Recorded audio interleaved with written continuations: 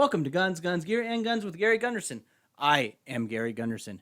FN America announced at SHOT Show 2022 that they are coming out with a new and improved high power, which does kind of spoil Springfield Armory's hole in the market that they talked about when debuting the SA35 high power clone. Plus, the Gershon clone also came out recently. I'm a fan of the high power, so I wanted to take a quick look at the details they have released. There are a few obvious changes just by looking at it and others they've mentioned. The standard capacity of an older high power was 13 plus 1, and then modern magazine wizards figured out how to make that a solid 15 plus 1, but the new improved high power has a standard capacity of 17 plus 1.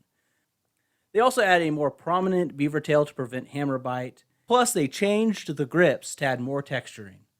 One thing people will be happy with is the removal of the magazine disconnect safety. It makes sure you can't pull the trigger and discharge the firearm when there's no magazine loaded. One side effect of that is it makes the trigger a lot worse than it would be otherwise, which is why so many people take it out. Also, there's the obscure worry that maybe you bump your magazine release and you'll have one shot left that you can't fire because you can't shoot because the magazine's not all the way in place. A random complaint if you ask me, but it's one people have mentioned as well.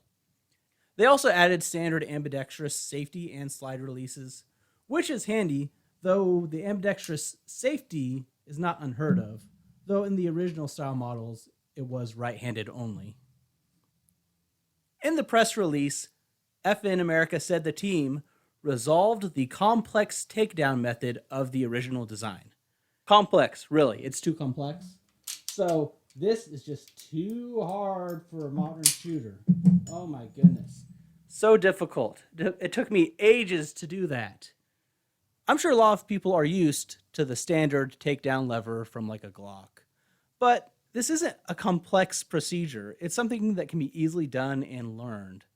However, the swiveling takedown lever that's added to the new slide release will probably be a popular addition, but it's not something I care about. I think it might be necessary since there's a slide release on both sides though. It would be hard popping both sides off anytime you take it down. There's other improvements they mentioned, improved lockups on the internals with a more modern lockup system, probably closer to a Glock than a high power. With all these changes, they did say they wanted to keep the basic look and feel of a high power. And from what I've seen, they did a good job. There's no MSRP yet, but I'm guessing it will be up there, probably $1,200, $1,300, $1,400, since the original high powers were going for around $1,000 when they shut down production in 2018. And that was before all of this development. The press release mentions modern sport shooting several times, so they're probably trying to get in on that CZ higher tier market. Obviously, I'm a fan of the high power. And even though the price may be high, once you get some used ones out there, I might be tempted to add one to my collection because I am a fan of the platform. But what do you think? Do you think the high power has a place on the modern pistol market, or do you think it's best left to these clones that are going to be less expensive than an FN product? Let me know your thoughts in the comments. I'm sure there'll be a bunch of videos of these out soon being shot from SHOT Show or showing the new takedown method. But I haven't seen any of that yet, and this is just my first impressions on the press release. Let me know your thoughts in the comments. Please like, share, and subscribe. Thanks for watching.